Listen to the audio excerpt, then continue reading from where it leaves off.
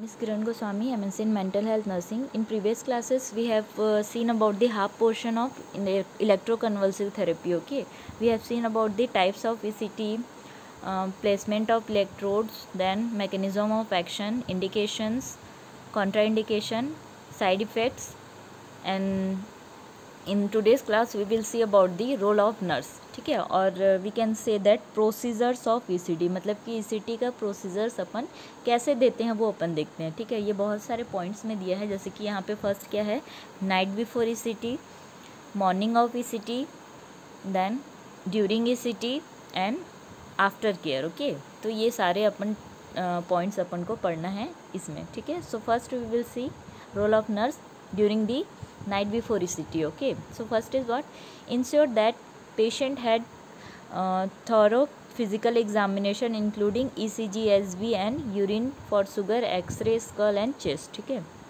Means patient को ECT देने से पहले हम लोग को सारा चीज़ क्या करना है, एग्जामिन करना है, हिस्ट्री से लेकर पूरे चेस्ट एक्सरे तक. ठीक है, सारा चीज़ हम लोग को क्या करना है, इन्वेस्टिगेट करके रखना है कि पेशेंट को कहीं कुछ एबनॉर्मलिटी तो नहीं है. जैसे कि सपोज एग्जांपल के लिए अपन एक्सरे है, एक्सरे क्यों करवाएंगे, क्योंकि ईसीटी में हम लोग क्या कर रहे हैं, कन्वर्जन्स दे रहे हैं पेशेंट को. मे बी कहीं पर पेशेंट का फ्रैक्चर होगा तो वो क्या हो सकता है और अफेक्ट हो सकता है, इसलिए हम लोग को पहले से ही एश्योर करके रखना है कि पेशेंट को कोई अदर प्रॉब्लम तो नहीं है. ठीक है, then next is take written inform consent from the patients close relatives. ठीक है, पेशेंट को ईसीटी देने से पहले पेशेंट या तो फिर उनके क्लोज रिलेटिव्स से क्या करना है, इन्फॉर्मेशन कंसेंट लेना है. Then next is explain whole procedure to the client and the family members. ठीक है, सारे जो प्रोसीजर्स है उसको क्लाइंट और फैमिली मेम्बर्स को हम लोग को क्या करना है, एक्सप्लेन करना है. Then ensure shampoo shower to remove oil from hair as oil is bad conductor of the electric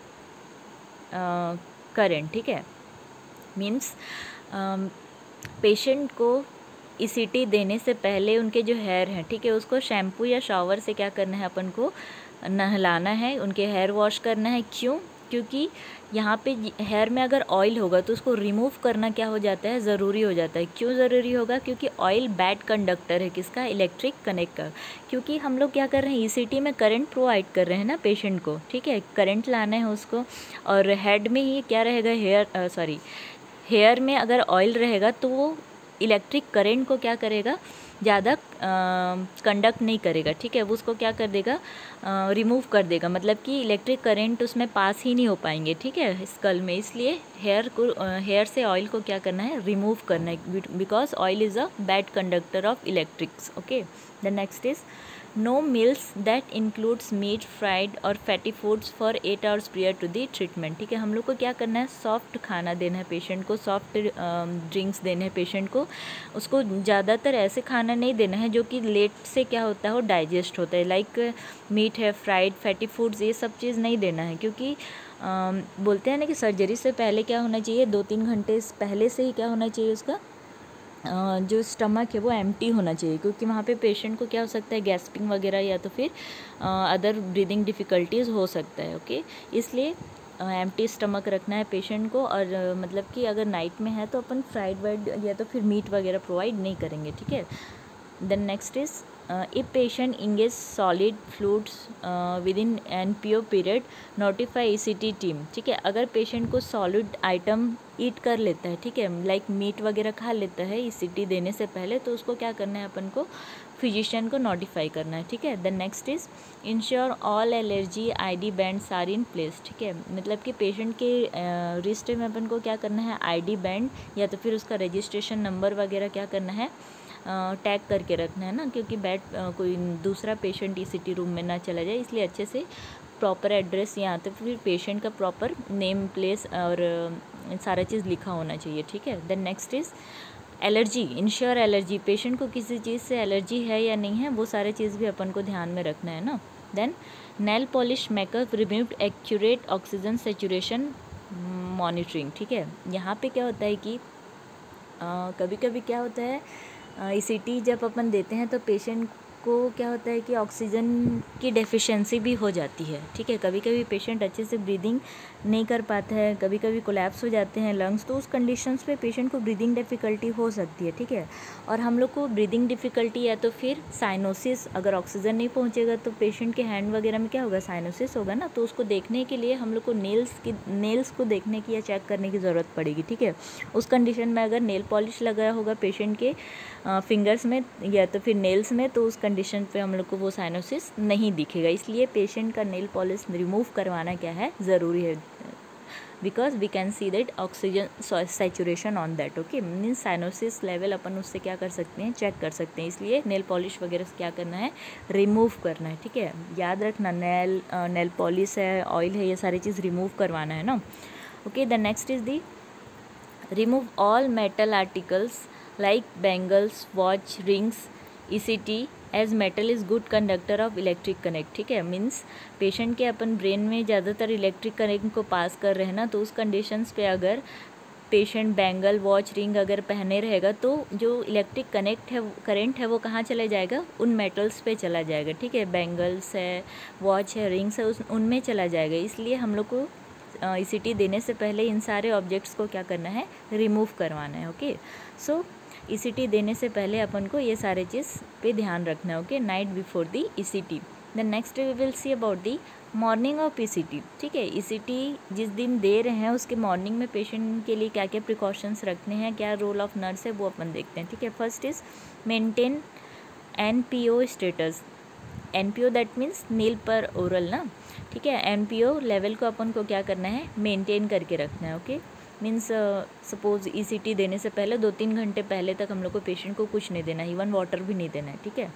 recheck doctors order and ECT consent. Means night before ECT में ECT कंसेंट लिया गया है पेशेंट से या relative से, वो अपन को क्या करना है, ECT देने से पहले रीचेक कर लेना है। Then do blood sugar level and documented. Blood sugar level check करना है पेशेंट का। Do pre ECT vital sign and document, ठीक है। ECT देने से पहले अपन को blood sugar level plus vital sign भी क्या करना है, चेक करना है। Then ensure all pre ECT medication are given an hour before ECT with sips of water, ठीक है। थोड़े से पानी में अपन को ECT देने से पहले जो मेडिसिन पेशेंट को दिया जाता है उसको क्या करना है, देना है, इंश्योर कर लेना है दिया गया है या नहीं दिया गया है, okay. Then ensure body weight is recorded on ECT checklist, ठीक है। पेशेंट का वेट भी क्या करना है, वाइटल साइन के साथ साथ मेंटेन करके रखना है, पहले से चेक करके रखना है, okay. Then ensure all document accompanies patient to ECT। Means सारी ये जो डॉक्यूमेंट्स है उसको क्या करना है, ECT देने से पहले अपन को क्या करना है, रिकॉर्ड करते रहना, ठीक है। जैसे कि कौन कौन डॉक्यूमेंट्स है जो पेशेंट या फिर नर्स को भरना रहता है, ठीक है। उसमें जो कुछ फॉर्म्स रहते हैं like referral and booking form है, मेडिकेशन रिकॉर्ड है, ECT ट्रीटमेंट रिकॉर्ड है, एनेस्थेसिया कंसल्ट है, नर्सिंग प्रोग्रेस नोट्स है, पास्ट ECT रिकॉर्ड्स है, ECT कंसेंट फॉर्म है, डॉक्टर्स ऑर्डर है, प्रोग्रेस नोट है, ECT मॉनिटरिंग फॉर्म्स है, लैब एंड एक्सरे रिपोर्ट्स हैं। इन सारे फॉर्म्स को पेशेंट क्या करेगी, नर्स क्या करेगी, चेक करके रखेगी और उसको मेंटेन करेगी while giving ECT, while ECT से पहले, ECT देने के टाइम, ECT के बाद में, सारी चीज़ में ये सारे रिकॉर्ड्स प्रॉपरली क्या होते जाएंगे, या फॉर्म्स पूरे फिलअप करना है, ठीक है। Then dress patient in loose clothes with front buttoning top and pants, ठीक है। पेशेंट को लूज क्लॉथ क्या करना है, प्रोवाइड करना है। झटके आते हैं तो उस टाइम पे अपन को टाइट क्लॉथ्स पेशेंट को प्रोवाइड नहीं करना है ना, ठीक है। वो पेशेंट को इरिटेट कर सकते हैं या तो फिर कुछ अदर फर्दर प्रॉब्लम्स हो सकता है, इसलिए लूज क्लॉथ ही पेशेंट को क्या करना है, अपन को प्रोवाइड करना है। Then next is dentures, glasses, hearing aids remove unless agency policy allows to wear during the transport, ठीक है। डेंचर्स मतलब जो आर्टिफिशियल टीथ रहता है ना, ग्लासेस हैं जो आइज़ में लगते हैं, देन हियरिंग एड्स हैं जो कान में लगता है, ये सारी चीज़ को रिमूव करके रखना है ना, क्योंकि कन्वर्जन्स आते हैं तो ये सारी चीज़ अफेक्ट हो सकते हैं, मीन्स पेशेंट इससे इंजर्ड हो सकता है। Then remove contact lenses, jewellery, hair accessories, जितने भी पिन वगैरह हैं, हेयर पे क्लिप्स हैं, ठीक है, ज्वेलरी है, लेंसेज हैं अगर आइज़ में लगे हुए हैं, तो इन सारी चीज़ को क्या करना है, रिमूव करना है। Then give thorough mouth care to facilitate suctioning and airway management. Patient का पूरा माउथ केयर अच्छे से ECT देने से पहले ही कर लेना है ताकि सक्शनिंग करने में और प्रॉब्लम आगे मत हो, ठीक है, एयरवे अच्छे से क्लियर रहे। Then have patient void bladder and bowel prior to treatment, use adult the garments if patient is incontinent, ठीक है। अगर वॉवेल एंड ब्लैडर एलिमिनेशन नहीं हुआ है तो उस कंडीशंस में गार्मेंट्स देने हैं। और क्या करना है, ये सारी चीज़ पहले से मेंटेन करके रखना है, क्योंकि वहाँ पे कन्वर्जन्स आते हैं पेशेंट को, आगे चल के कुछ भी हो सकता है, ठीक है। तीन सारी चीज़ को पहले से क्या करना है, एलिमिनेट करके रखना है। Then assess patients level of anxiety. अब पेशेंट का एंजाइटी लेवल को अपन क्या करेंगे, चेक करेंगे, क्योंकि पेशेंट को पता है कि उसको क्या देने वाले हैं, ECT देने वाले हैं, दैट मीन्स कन्वर्जेंट या झटके आने वाले हैं। तो इसलिए उससे पहले ही पेशेंट को क्या कर लगेगा, डर या एंजाइटी होगा ना, तो उसको हम लोग को असेस करना है पहले। Encourage patient to remove tight clothes, like जैसे मैं बता चुकी हूँ, ये सारे टाइट क्लॉथ्स को अपन को क्या करना है, रिमूव करवाना है, उसके रेस्पिरेशन में भी अफेक्ट हो सकता है, ठीक है। Provide patient with support and reassurance. अब पेशेंट को एंजाइटी लग रहा है तो जाहिर सी बात है अपन को क्या प्रोवाइड करना है, रीअश्योरेंस, सपोर्ट, ये सारी चीज़ प्रोवाइड करना है, ठीक है। Then if patient is on concern constant attention, aggressive और अनप्रेडिक्टेबल, तो इन सारी चीज़ों एंजाइटी लेवल को अपन को मेंटेन करना है, वही सारी चीज़ दिया है। Okay, so this is about the morning of ECT I think. Okay, the next day we will see about the during ECT जब पेशेंट को दे रहे हैं तो उस टाइम पे रोल ऑफ नर्स क्या रहेगा वो अपन देखते हैं, ठीक है। First is assisting in transfer of patient from wheel chair to stretcher to ECT table, ठीक है। व्हील चेयर या तो फिर पेशेंट टेबल के साथ पेशेंट को कहाँ रखना है, ECT टेबल पे ले जाना है। Then stay with client to overcome with anxiety and fear, अगर पेशेंट को एंजाइटी फियर है तो उसके साथ खड़े रहना है। Then next is the introduce each member of ECT team to the client. Patient ECT team में जितने मेंबर हैं उनको पेशेंट के साथ क्या करना है, इंट्रोड्यूस करवाना है कि ये डॉक्टर हैं, एनेस्थेटिस्ट हैं, ऐसे ये नर्सेस हैं, इन सबको इंट्रोड्यूस करवाना है, क्योंकि पेशेंट उससे थोड़ा फैमिलाइज अगर होगा ना तो उसका एंजाइटी लेवल क्या हो सकता है, थोड़ा बहुत रिड्यूस हो सकता है। Okay, then remove his her prosthesis, dentures, glasses, जैसे कि अगर हैं तो उनको रिमूव कर लेना है पहले ही। Removing the patient's shoes will allow for the clear observation of the patient extremities during the treatment, ठीक है। पेशेंट सॉक्स शूज़ वगैरह पहना है ना तो उसको भी रिमूव करवाना है, क्योंकि हम लोग फिंगर ने टोज़ के नेल से भी अपन क्या कर सकते हैं, चेक कर सकते हैं ना साइनोसिस को। Okay, then assisting the anaesthetic in inserting cannula for administration of anaesthetic drugs, ठीक है। अब उसके बाद एनेस्थेटिक्स क्या करेगा, एनेस्थेसिया लगाएगा, ठीक है, कैनुला इंसर्ट करेगा, तो उन सब चीज़ में नर्स क्या करेगी, हेल्प करेगी एनेस्थेटिक्स का। Okay, then assisting in placing the electrodes, अगर इलेक्ट्रोड प्लेस कर रहे हैं थेरेपिस्ट तो उसमें भी नर्स क्या करेगी, असिस्ट करेगी। Then an initial recording of the patient blood pressure, pulse and oxygen saturation should be made, ठीक है, मतलब पूरा वाइटल साइन ले लेना है पेशेंट का पहले ही। Nurse cleans areas of the patient head with alcohol swab and gel with the sides of the electrode contact, ठीक है। बाईलेटरल है, यूनिलेटरल है, जो भी लेटरल का अपन इलेक्ट्रोड्स प्लेस कर रहे हैं पेशेंट के हेड पे, तो उस एरिया को पूरा प्रॉपरली क्या कर लेना है, क्लीन कर लेने की, ठीक है। Then next is a disposable or autoclave mouth gag or tongue depressor is inserted into the patient mouth prior to the delivery of the stimulus to prevent to tongue or gum damage और joint dislocation, ठीक है। Means patient के dentures को तो एक तो remove करेंगे हम लोग, ठीक है। उसके बाद क्या करेंगे, अगर वो क्या बोलते हैं ना, टंग डिप्रेशर जो रहता है ना उसको पेशेंट के मुंह में डालेंगे, ठीक है, इसको इंसर्ट करवाते हैं। क्यों कराते हैं, क्योंकि कन्वर्जन जब आता है तब पेशेंट का माउथ एकदम क्या हो जाता है, टाइट हो जाता है। उस कंडीशंस पे वो दोनों अपर एंड लोअर लिप्स और अपर एंड लोअर टीथ को क्या कर देता है, एक साथ जोड़ देता है। अगर उस कंडीशन में बीच में अगर टंग आ गया तो वो क्या हो सकता है, कट सकता है। तो उस कंडीशन में हम लोग को पहले क्या करना है, टंग डिप्रेशर को इंसर्ट करके रखना है। इससे पेशेंट का टंग और गम क्या हो सकता है, डैमेज होने से या डिसलोकेट होने से क्या हो सकता है, बच सकता है, ठीक है। The next is hyper extended the head to prevent falling of tongue back. Okay, means patient के हेड को हाइपर एक्सटेंडेड करके रखना है। Then support all major joints, patient के ऑल मेजर जॉइंट्स को क्या करके रखना है, सपोर्ट करके रखना है।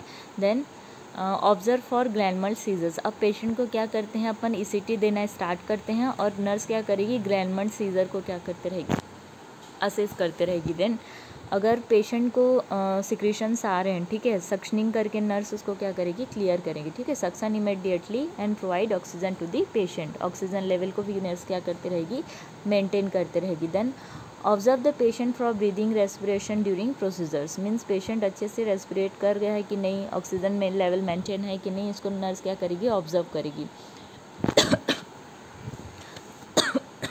Sorry. Once the patient is recovered from the anesthesia and anesthetist is satisfied, transfer the patient to the recovery unit. ठीक है, एनेस्थेसिया देने के बाद मतलब ईसीटी हो गया, एनेस्थेसिया से भी थोड़ा बहुत अगर पेशेंट रिकवर हो रहा है, थोड़ा बहुत रिस्पॉन्स कर रहा है, हेलो हाय करके उनको देखना है. अगर पेशेंट यस नो कर रहा है मतलब वो क्या कर रहा है, रिकवर कर रहा है. ठीक है, अगर ऐसा रिस्पॉन्स आता है पेशेंट का, तब हम लोग उसको क्या करेंगे, पोस्ट एनेस्थेटिक रूम में अपन क्या करेंगे, पेशेंट को शिफ्ट करेंगे अब. Okay, so this is about the during ECT.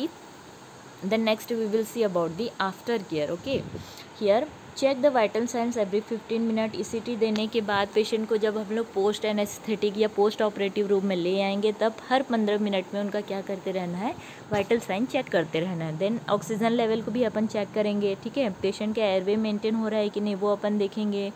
Patient को साइड रेल्स प्रोवाइड करेंगे. ठीक है, मीन्स पेशेंट का भी एनेस्थेसिया लगा है तो उस हालत में नहीं रहेगा ना कि खुद से कुछ चीज़ कर सके, इसलिए साइड रेल्स उनको प्रोवाइड करेंगे ताकि वो पेशेंट फॉल ना कर सके बेड से. ठीक है, और उनको इंजरी मत हो. Then the nurse should provide frequent assurance and orientation until the patient retains the information. Then the patient may become restless, agitated, aggressive.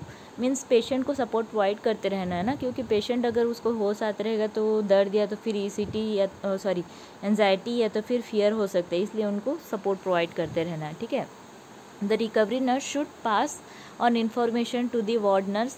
Means अगर जो रिकवरी नर्स है अगर उनका शिफ्टिंग चेंज हो रही है या तो कुछ और प्रॉब्लम्स है, तो जो वार्ड नर्स है उनको क्या करेगी, इंस्ट्रक्शन या तो फिर पूरा हैंड ओवर देगी. The next is the, if the patient complains of headache, muscle soreness, allergies, analgesic such as the paracetamol may be administered. अगर पेशेंट को थोड़ा बहुत कुछ प्रॉब्लम्स हो रहा है, हेडेक, पेन वगैरह या फिर मसल्स प्रॉब्लम हो रहा है, तो उनको अपन पैरासीटामॉल दे सकते हैं. Then the patient should be encourage to rest. Then memory loss may be distressing to the patient, so the nurse should reinforce that the majority of the memory difficulties will pass within several weeks with a minimal amount of the memory problem lasting up to 6 months. ठीक है, means ECT देने के बाद patient का अपन Contra indication में पढ़े हैं ना, मेमोरी लॉस या फिर मेमोरी प्रॉब्लम हो सकते हैं. ठीक है, तो ये 6 मंथ तक में भी चलता है. अगर इससे ज़्यादा हो रहा है तो दैट में भी प्रॉब्लम. ठीक है, लेकिन थोड़ा बहुत मेमोरी लॉस पेशेंट को होता है. अगर ये 6 मंथ से एक्सटेंड कर दिया